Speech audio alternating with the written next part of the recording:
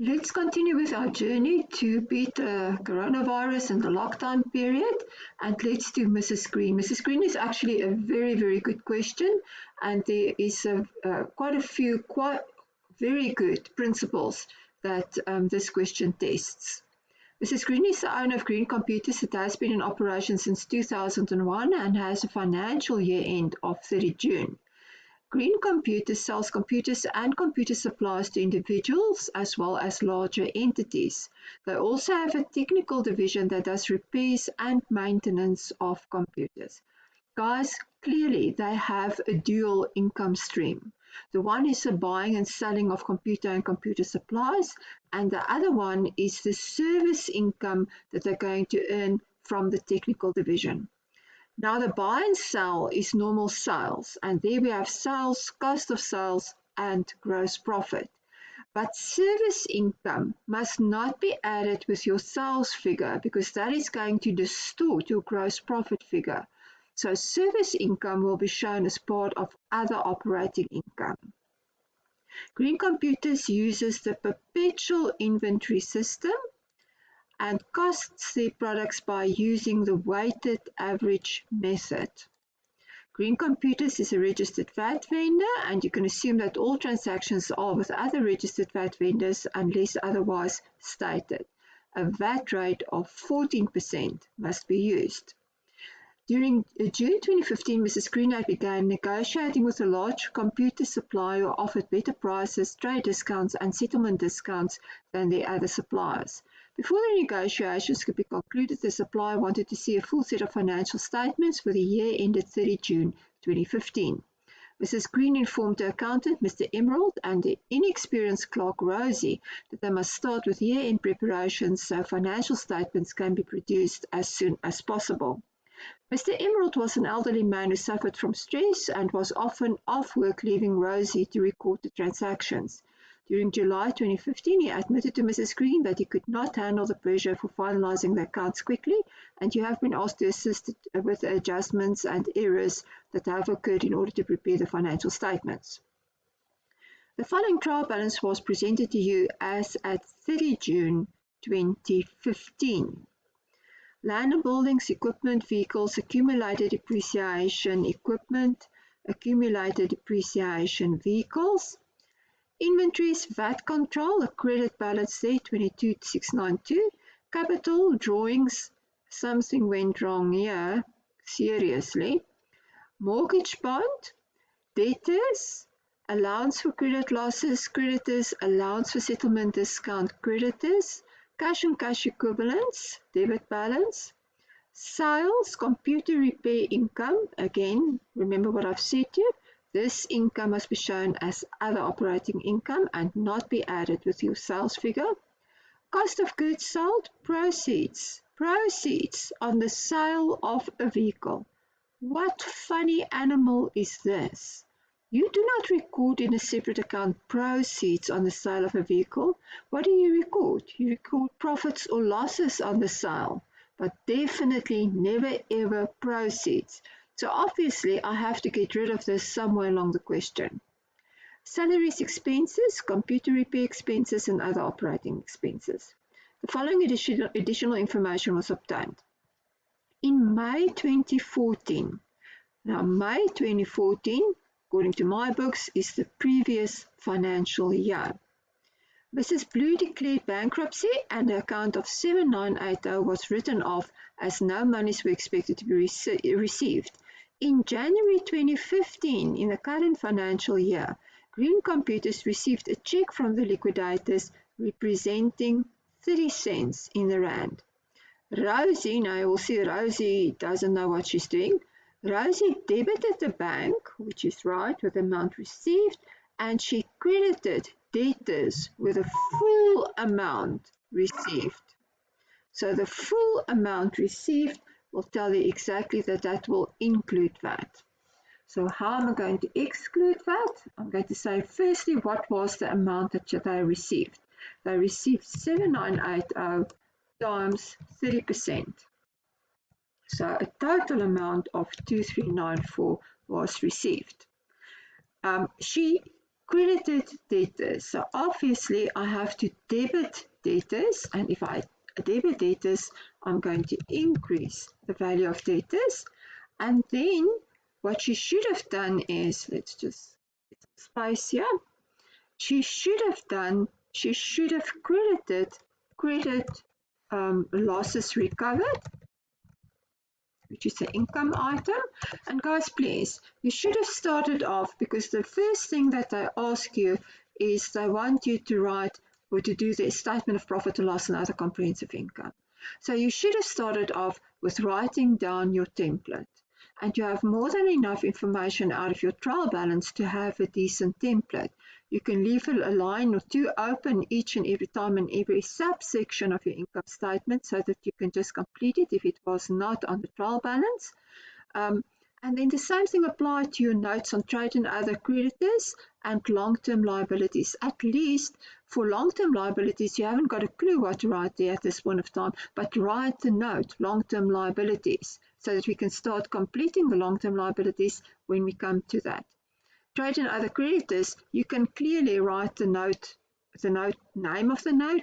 You can say trade creditors. We've already seen that there is an allowance for settlement discount on creditors, so you can say less allowance for settlement discount creditors, and then you can fill in the spaces as we go along. So credit losses recovered was not a 2394, but it was a 2394 divided by 1.14, which gives us 2,100. We would have debited debtors 2394. We would have credited an income account credit losses recovered with 2,100. And then we would have debited, to make this whole thing balance, our VAT control. Now it's got a credit balance, so if you're going to debit that, then you would have reduced that balance with an amount of 294. And for that, I strongly recommend that you write for yourself in brackets, is it debits or credits, so that you don't get confused when you're going to do the final thing. Good. VAT control also have quite a large credit balance, so I think you can assume very clearly that VAT control will form part of the trade and other creditors. So you might as well write in VAT control and then write in on the computation side of your answer 22,692 minus 294, because then you have handled the whole transaction and you don't have to come back. After analysing the debtors aging and aging list, the discussions with Mrs. Green, it was decided that no accounts needed to be written off at this stage. It was further decided that the allowance for credit losses should be increased to 6% of trade debtors. Now, what is important is that we've made an adjustment against trade debtors. So our trade debtors account at this point of time is going to be the 66,120 plus 2,394. So once you've added those two balances together, it will give you a total balance of 68,514. Now remember, the allowance for credit losses account, you have to take out the VAT. And once we've taken out the VAT, then you're going to multiply that by the 6% to give you your new answer, what your allowance for credit losses should be at the end of the day. And that gives you a total of 3,606. Your 3,606 is your closing balance on the allowance for credit losses account in the current year. So what you have to do now is to check whether there isn't an existing balance for allowance for credit losses, and you will see there we have an existing balance of 2,900 Rand. So the adjustment entry that we're going to pass is the difference between 3,606 and 2,900 Rand, which gives you a total of 706 Rand. The existing balance is 2,900 Rand. You want the final balance to be 3,606. So in order to get to the final balance of 3,606, remember this account's got a credit balance. You are going to increase the balance, so you're going to credit that amount with an amount of 706. You will have in your income statement an adjustment for the allowance for credit losses account, and that will also be an expense account. Don't get confused. And you can, in the meantime, you can actually insert that on your income statement under operating expenses, allowance for or credit losses adjustment account, 706 rand. Now, this number 3 is an excellent part of the question, so please make sure that you 100% understand number 3. Besides Mr. Emerald and Rosie, Mrs. Green employs a supervisor, 2 technicians, and 2 sales staff. At the end of June 2015, year end, Mr. Emerald was ill and the employees needed to be paid, a task that Rosie had never done before. The employees was also entitled on a 7% salary increase effective on 1 June 2015, so for the last month. The total gross monthly salaries, excluding the employer's contribution after the 7% increase, amounted to 45,500 rand. Mrs. Green was afraid that Rosie would overpay the staff. Guys, they didn't have to give you the amount of 45,500 rand, and I'm going to show you why not. They could just have said there was an increase in this month of 7%, and you must have been able to calculate the 45,500 rand yourself. Mrs. Green was afraid that Rosie would overpay the staff, and after discussions with the staff members, it was agreed that she should pay everyone the same pay as in the previous month. So what she did is she paid them the net salaries of the previous month. Mr. Emerald would do the correction entries when he returns, and the staff would then be paid their increase. So obviously at year end, there was still an amount due to the staff members. Rosie debited salaries and credited the bank with 21,838 rand, and no correcting entry has been passed for the rest. Other than the 7% increase, the payroll for the previous month was the same, and you will be able to ascertain the following. Average pay-as-you-earn rate is 35%. Pension fund on the gross salary, 7% for the employees and 5% for the employer.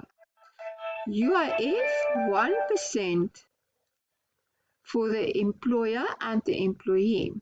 Medical aid, only Mr. Emerald and his supervisors are members of the medical aid, and they pay a monthly contribution of 1,200 rand each. So in total, 2,400 rand. So let's just wait a minute, sit a minute and think, what is the information that they gave us? The information that they gave us was that she paid them a net salary of 21,838, and that was the only thing that she's done. So, and the 21,838 was equal to the previous month, but in the current month, they have received a 7% increase. What we have to record in our income statement is the current month's gross salary as well as the employer contributions. Now I'm going to explain this whole thing for you with the assumption that they didn't give me the new gross salary of 45,500.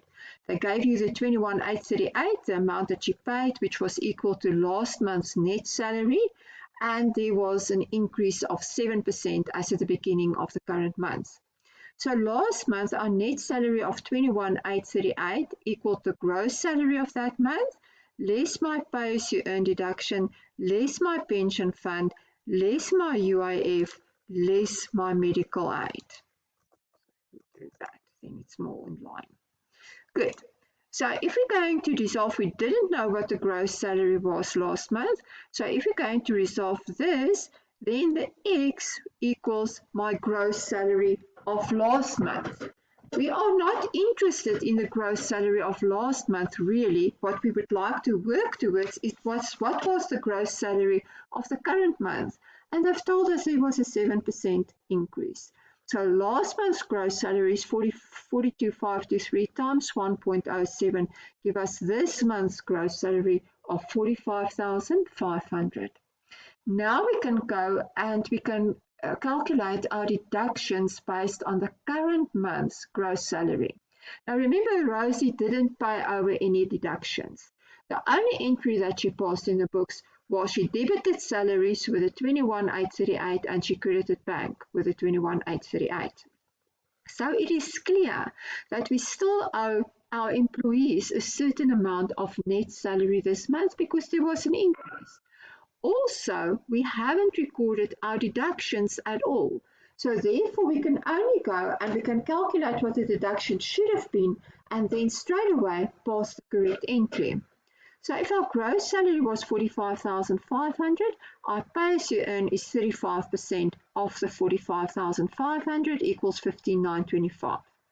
Our pension fund contribution, remember we're working here with net salary, that is what we're working towards. So this is all about the employee, nothing to do with the employer, only with the employee. So the pension fund that the employee is going to contribute from his salary is 7% of 45,500, which equals 3,185.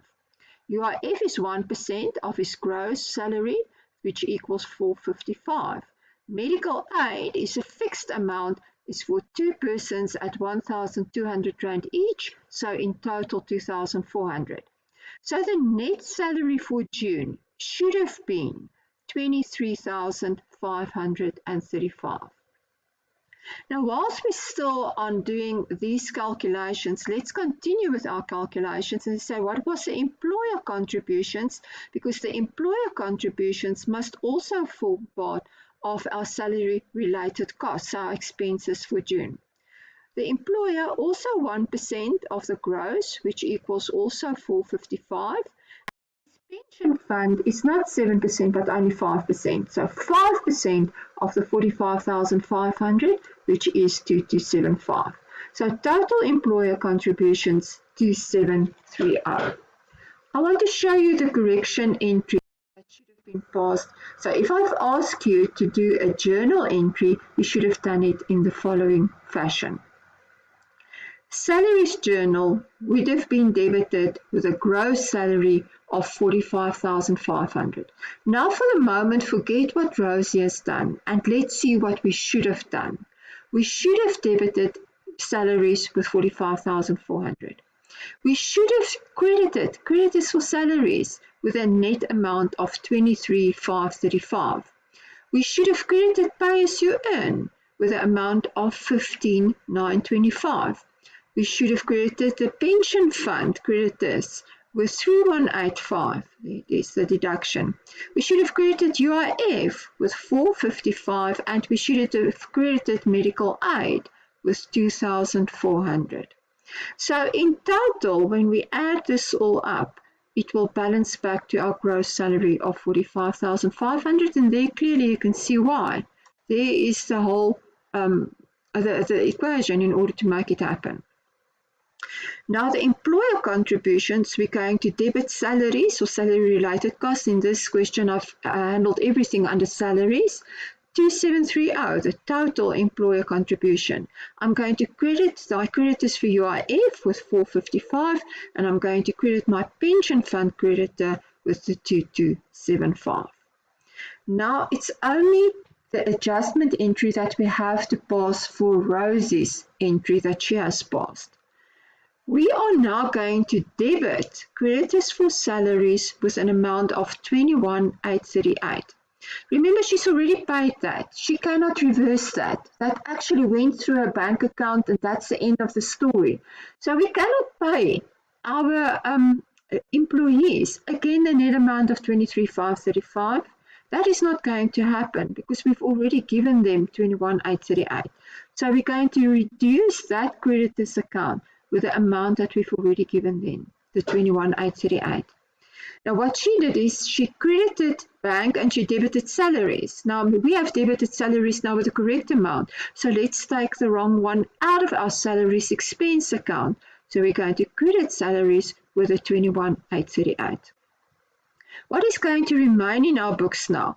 Our salaries is going to be debited with the correct amount of 45,500 and 2730.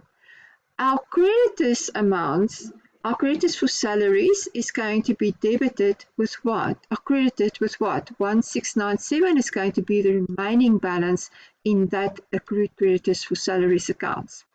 And then we're going to show pay as you earn as 5925. Pension fund is 3185 plus 2275.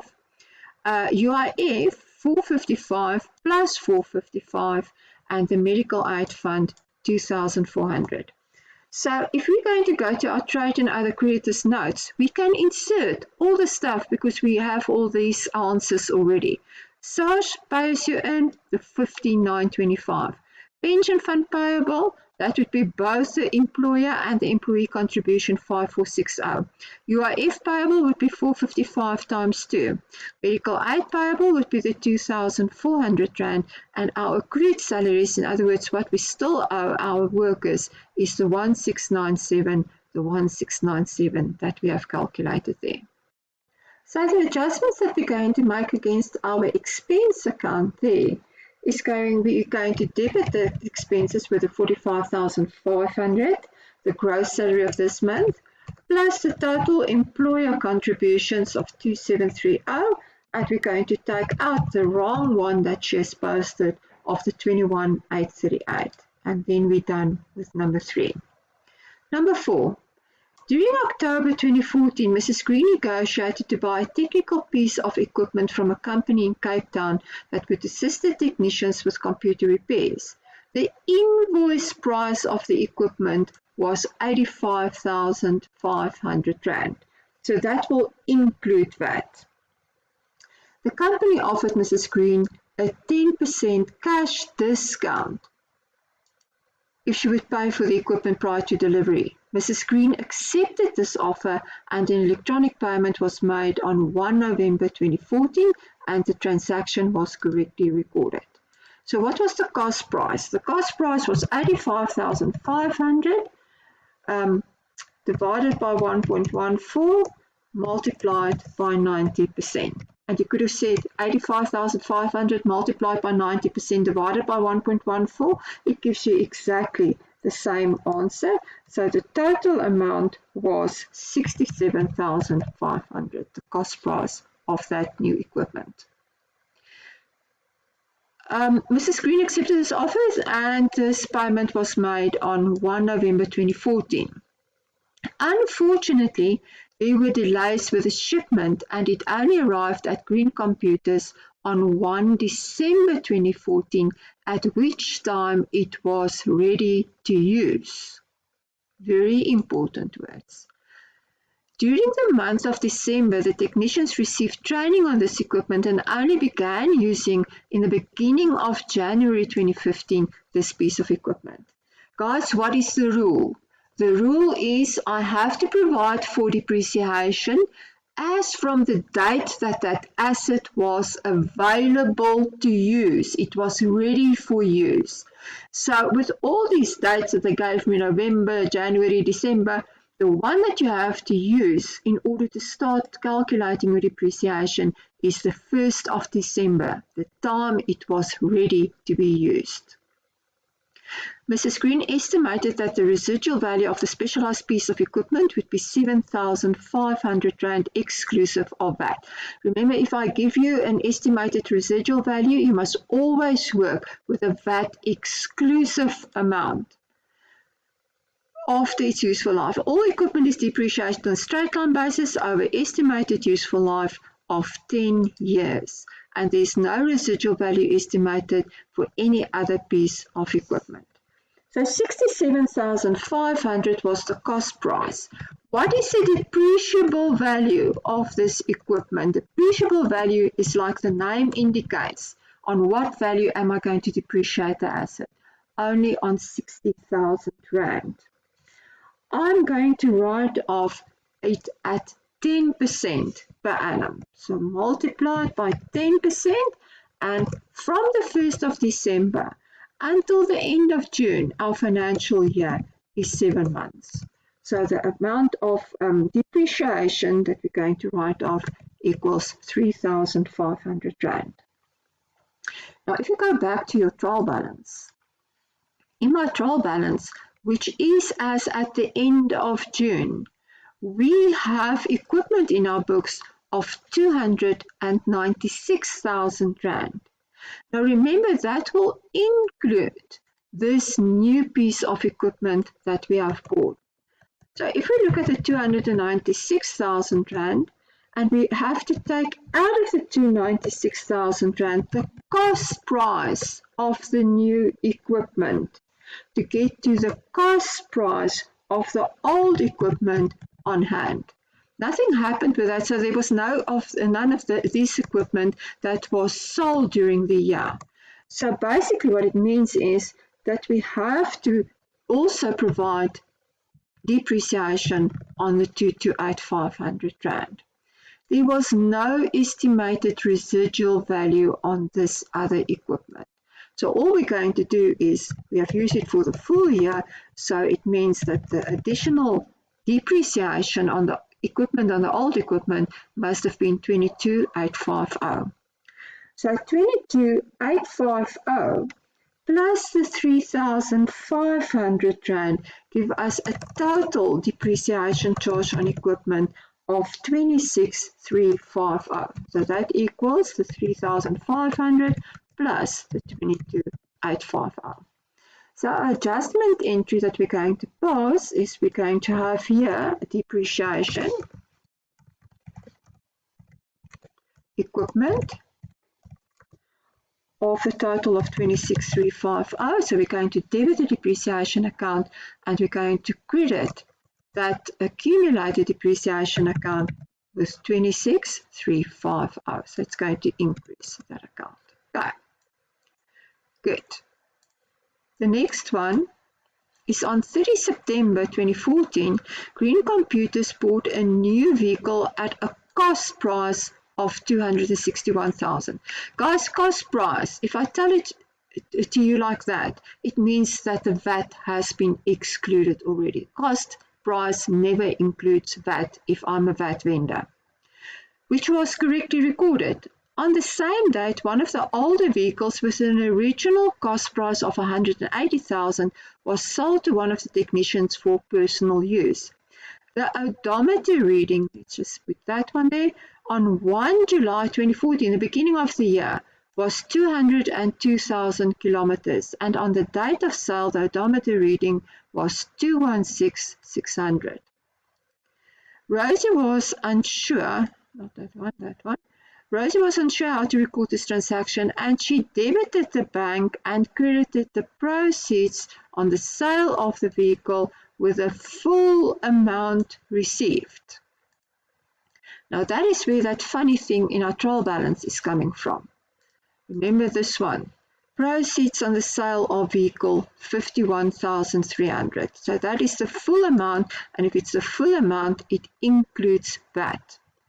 All vehicles are depreciated based on the kilometers driven, and each vehicle is estimated to drive a total of 300,000 kilometers over its useful life. So what type of depreciation method do we have to apply here? The production unit method. So if we're going to the following vehicles were on hand at the end of the year, so that relates to those that I still have, and that will include the new vehicle of 261,000. If you look here, there is the 261,000. So before we get there, let's just complete this whole story of the vehicle that was sold. The vehicle that was sold, cost price was 180,000 Rand. There's no estimated residual values in this part of the question, so therefore we can ignore that. But if there was any residual values, I had to take that into consideration to work out a depreciable amount. So I would have deducted the estimated residual value, which, like I say, in this case is 0. The total capacity per vehicle equals 300,000 kilometers. In the current year, how many kilometers have we traveled? we have travelled in the current year the difference between the 216,600 and the 202,000 kilometers. Why? So odometer reading at the beginning of the year was 202,000 and then at the date of sale it was 216,600. So that meant that he has travelled 14,600 kilometers for the current financial period. And the depreciation that I had to provide for him for the current period would be a total of 8,760.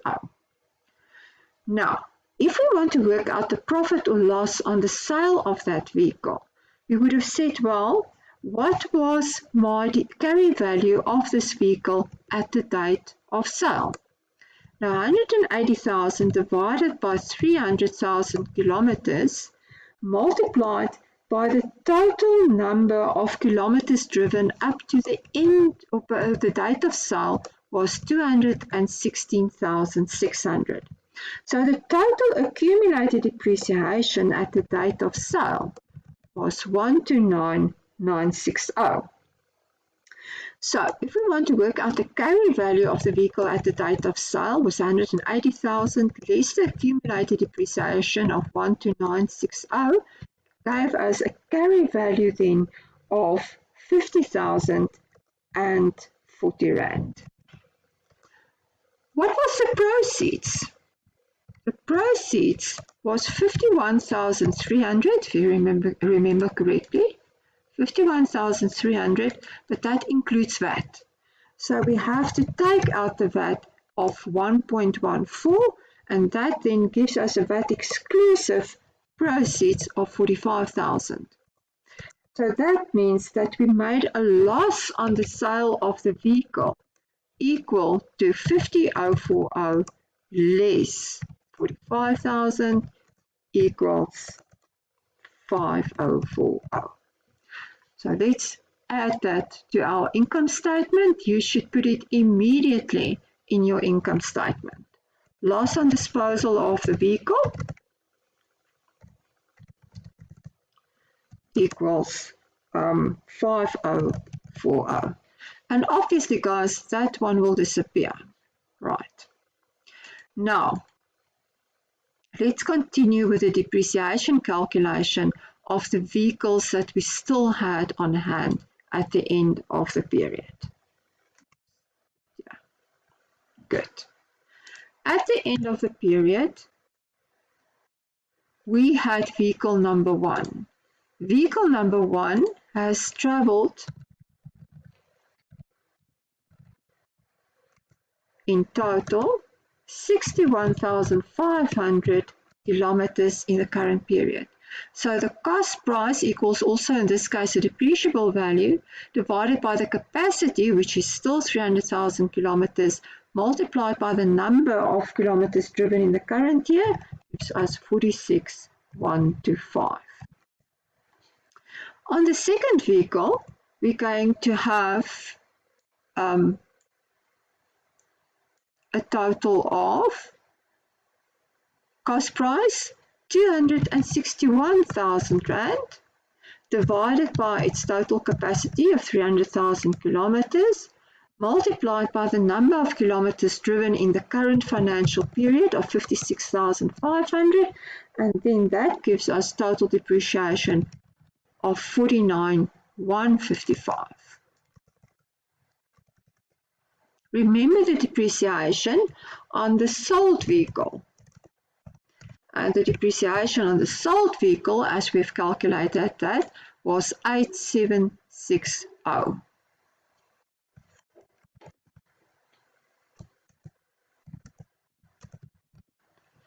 So the total depreciation is going to be the total of them all.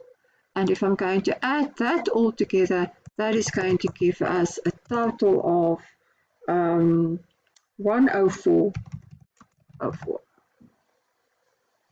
So what is going to be our accounting entry? We're going to have here depreciation on equipment and depreciation on the vehicles. So the depreciation on the vehicles was going to be 104,040. Our accumulated depreciation, we're going to debit depreciation, we're going to credit accumulated depreciation with the same amount of 104,040. Now remember that our vehicles was the amount as at 30 June 2015, but our accumulated depreciation was the amount as at the beginning of the year. So out of this amount, we must still remove the accumulated depreciation on the vehicle that we have sold during the year, and that was a total of 129,960. 129,960 to give us our accumulated depreciation at the end of the year. It's not necessary, guys, that you adjust your accumulated depreciation accounts with anything because it's only going to take some time and it's not being required from you to show non-current assets. So don't waste your time. I'm purely doing this for completeness purposes. Right, and then we are at number 6, which is also very important. You have just prepared financial liabilities, and this is a good example of how financial liabilities will be tested. Here in the B part of the question, they also want from you to disclose the note for the long-term liabilities. Good, the land and buildings were purchased on 1 July 2004 and financed with a mortgage bond from regular bank. So 2004 is a long time ago. The land and buildings are situated at 39 Brown Street in Cullerville. According to the policy of Green Computers, the land and buildings are not depreciated. The mortgage bond is repayable in 20 annual installments of 66,939, including interest and capital. At what date? The 30th of June. The payment on 30 June 2015 was made, and Rosie, stupid as she is, credited the bank with the amount paid. That was not wrong, but she debited the mortgage loan for the full amount. So what did she do incorrectly here? What she did is she took the interest portion of the amount repaid at the 30th of June. So included in that amount is interest and capital. And she put that whole amount, she has debited the mortgage loan account.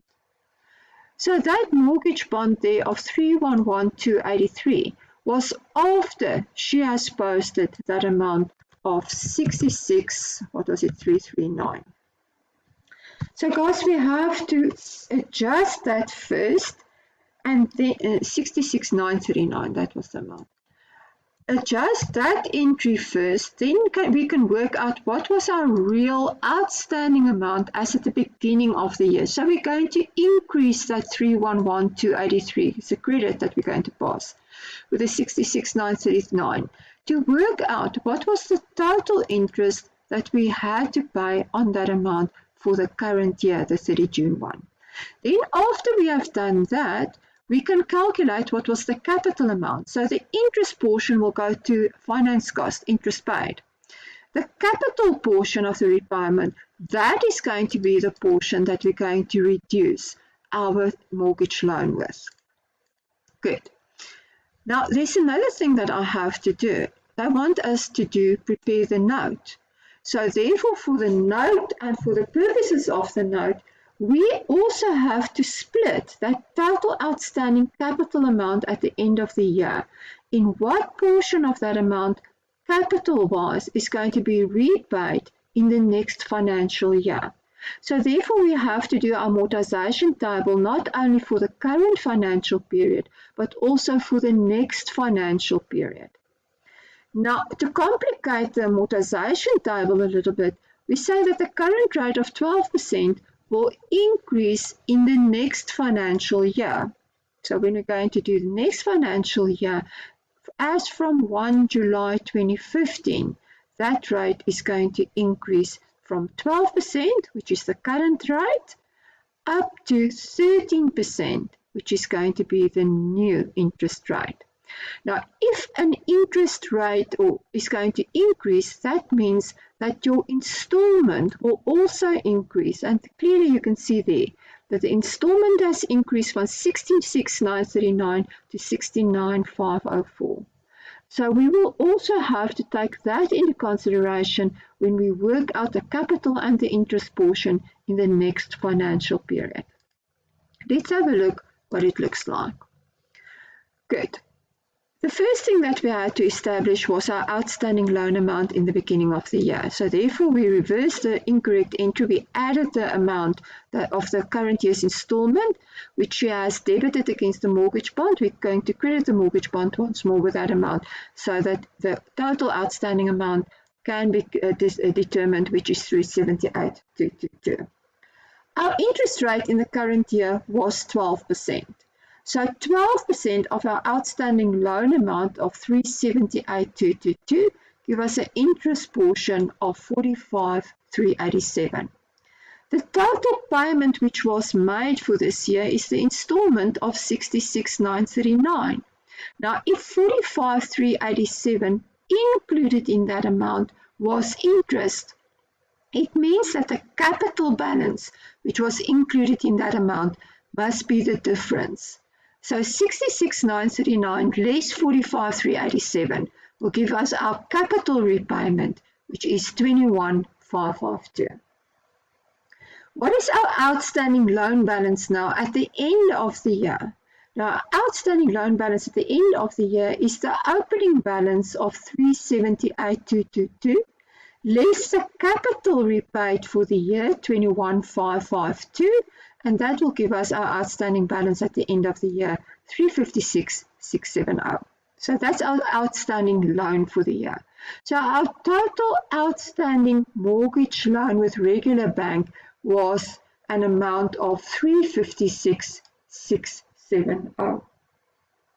In order to calculate the short-term portion of that loan, we have to do next year's entry in the amortization table as well. Now, where are we going to start? We're going to start with our balance, 356,670. And next, our interest rate is not going to be 12%, but it's going to be 13%. So 13% of 356,670 is going to give us next year's interest, 46,367. Our installment has increased to 69,504. Tell me that there. Our installment is going to increase to 69,504. So that means 46,367 is going to be the interest portion of the 69,504. Therefore, the difference between the two must be the capital portion, 23,137. Outstanding balance at the end of next year is going to be the 356,670 less the 23,137 gives us 333,533. So what is the capital portion that's going to be repaid next year? 23,137. I do not do anything with this, but I need to calculate that amount to subtract it from that amount in order to derive at that amount. So therefore I ignore that. That doesn't come into my statements at all this year. The one that I'm after is the 23,137. Now, if that's a short-term portion, it means this must be the long-term portion. So part of my non-current liabilities, as per my statement of financial position, that would be the 33,533. 33,533. Now, in our income statement, we are going to show our current year's interest of 45,387. So you're going to have final interest activities. So interest expense for the year, 45,387. What you also have to show in your note is what was the interest rate. The interest rate during the current year was 12% and it is raised to 13% as from 1 July 2015. If the loan was secured by anything, they tell us it is a secured loan, we have to mention the fact the loan is secured by land and buildings. And if I had to do my property, plant and equipment note, you would have referred to the note number there of property, plant and equipment so that the reader can do cross-referencing between this note and the PPE note. And then you must also tell them in the note what is the repayment terms. So the loan is repayable in annual installments of 69,504 as from 1 July, including capital and interest. And then we've done that final one there as well. So now we can only quickly recap, and we can just going to look what the income statement looked like and the final note of trade and other payables. Good. Let's start at the income statement. Green Computer Statement of Profit or Loss and Other Comprehensive Income for the year ended 30 June 2015, 2015 Rand. Sales, nothing happened to sales. So sales was the full amount of 3627, and then cost of sales was 2053,600. Less cost of sales 2053,600, which gives me a gross profit of 1573,400. Now, other operating income. Here's our second income stream, our repair income of 1420,000. So that 1420,000 part of other operating income and not part of sales. Good. Credit losses recovered was 2,100 Rand. There it was. Credit losses recovered 2,100. Other operating expenses. The salary expenses. Now guys, that was the original amount of 580,535 plus 45,500, which was our salary, gross salary paid for the month of June, plus 2730, which was the employer contributions, less 21,838, the wrong entry that was passed. And if I do that, the total of my salaries expense is 606,927. Computer repair expenses, there was nothing that I've done to that, nothing that I've done to other operating expenses.